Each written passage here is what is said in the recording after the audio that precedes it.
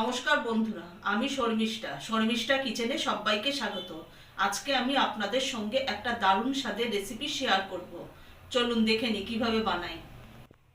এখানে আমি একটা পাত্রের মধ্যে ছোট ছোট করে গাজর কেটে নিয়েছি। এখানে আছে কড়াইশুঁটি, ক্যাপসিকাম, কাঁচা লঙ্কা, ধনেপাতা আর পেঁয়াজ কুচি।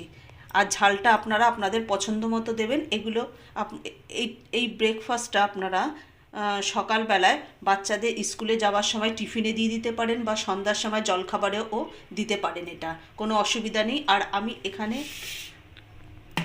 আলু সিদ্ধ করে এটাকে ম্যাশ করে রেখেছি। আমি নুন দিয়ে আলুটাকে সিদ্ধ করে জল ঝরিয়ে ম্যাশ করে রেখেছি। আমি গ্যাসটা ধরিয়ে দিলাম, কড়াইটা আমি বসিয়ে দিচ্ছি। কড়াইয়ের মধ্যে আমি অল্প একটু সাদা তেল দিয়ে দিলাম। তেলটা গরম হয়ে গেছে, এর মধ্যে আমি সবজিগুলো দিয়ে দেবো।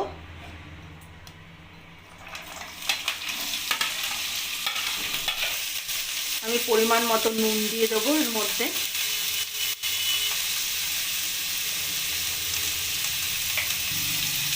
এবার আমি সবজিটাকে একটু ভালো করে ভেজে নেব।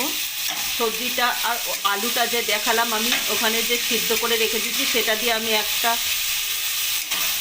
পুর তৈরি করে নেব। আমার সবজিটা একটু ভালো করে ভাজা হয়ে গেছে। এর মধ্যে আমি কিছু উপকরণ দিয়ে দেবো।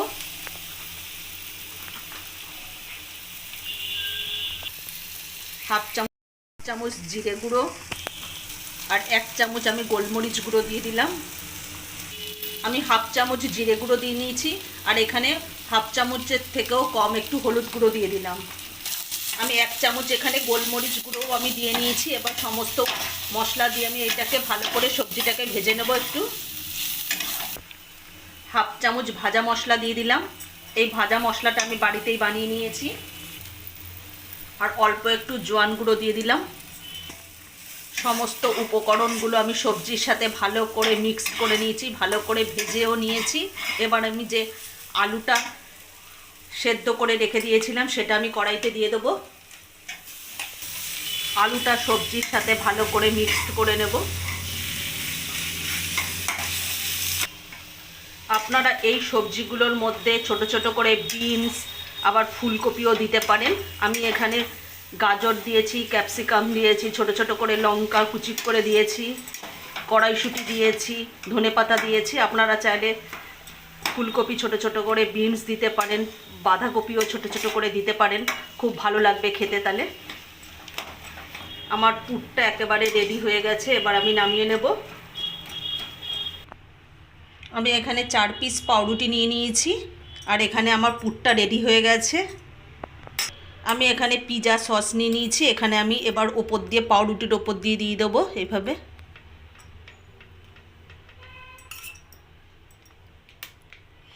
বাচ্চাদের এইভাবে সকালবেলা স্কুলে যাওয়ার সময় যদি টিফিনে দিয়ে দেন, তাহলে সবজি খাওয়ার কোনো ঝামেলাই হবে না। ওরা চটপট খেয়ে নেবে, আর টিফিন বক্সও একদম খালি থাকবে। সন্ধ্যার সময়ও করে দিতে পারেন বাচ্চাদের। বড়রাও খেতে পারেন, কোনো অসুবিধা নেই, কিন্তু বাচ্চারা বেশি পছন্দ করবে। আর বাচ্চারা খেলে ঝালটা অবশ্যই বুঝে দেবেন। আমি এখানে 4টে করে দেখাবো। এখানে আমার পিৎজা সস দেওয়া হয়ে গেছে। এবার আমি যে আলুর যে পুরটা সবজি দিয়ে করে রেখে দিয়েছিলাম সেটা আমি মাঝখানে দিয়ে দেবো। একটু বেশি করে এই পুরটা দেবো, তাহলে খেতে খুব ভালো লাগবে আর বাচ্চারা খুব আনন্দ করে খাবে। বড়রাও খাবে, কোনো অসুবিধা নেই, কিন্তু বাচ্চারা তো অনেক সময় সবজি খেতে চায় না, তখন এইভাবে করে দিলে ওরা খুব আনন্দ করেই খেয়ে নেবে টিফিনটা।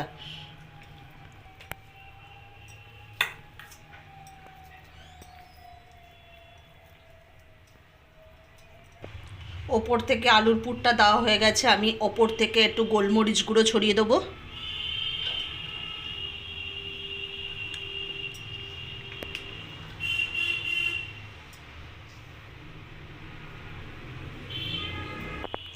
ওপর থেকে আমি আরেকটা করে পাউরুটি নিয়ে এর উপরে বসিয়ে দেবো, একটু চেপে দেবো।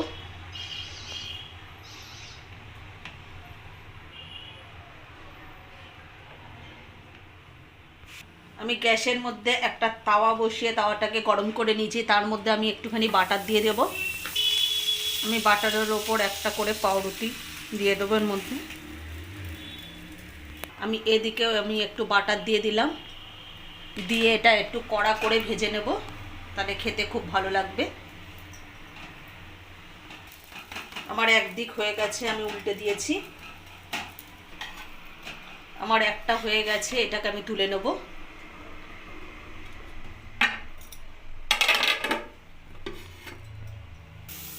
আমি আর একটা করে দেখিয়ে দেবো। এখানে বাটারটা দিয়ে দিয়েছি, আমি আর একটা দিয়ে দিলাম এখানে। এটাকে আমি একটু কড়া করে ভেজে নেব। ওপরে আর একটু বাটার দিয়ে দেবো, ওপরে আমি আর একটু বাটার দিয়ে দিলাম। আমার একদিক ভাজা হয়ে গেছে, আমি উল্টে দিয়েছি। আর দুদিকেই ভাজা হয়ে গেছে, ওটা আমি নামিয়ে নিয়েছি। এভাবেই আমি সমস্ত স্যান্ডউইচগুলো করে নেব। এটা যেহেতু ঘরোয়া স্যান্ডউইচ, এইভাবেই আপনারা করে খাবেন। আমার ঘরোয়া স্যান্ডউইচ একেবারে রেডি।